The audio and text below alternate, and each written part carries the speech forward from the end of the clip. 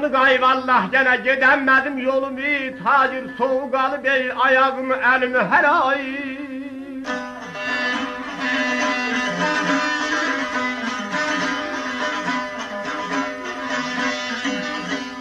Abele özüme yay vallah gene ferz eyledim ölümü hiç tutmadım ey sağlığıma güman hey neydi.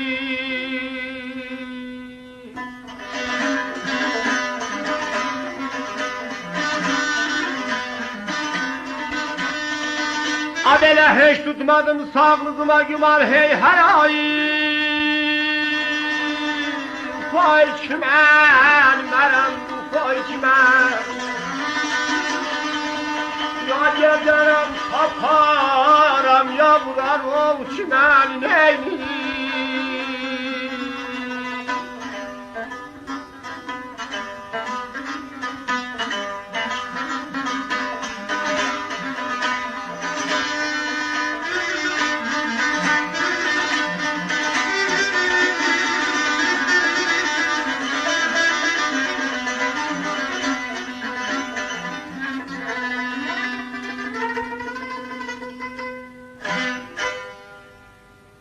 Ay karanlık gidemedim yolumu soğuk alıp ayağımı elimi öz özüme ferz eyledim ölümü hiç tutmadım sağlığıma güman. Şarkı felek benim ile al etti tuttu kulağımı dilim lal etti çok bezirgen üstümüzden yol etti ama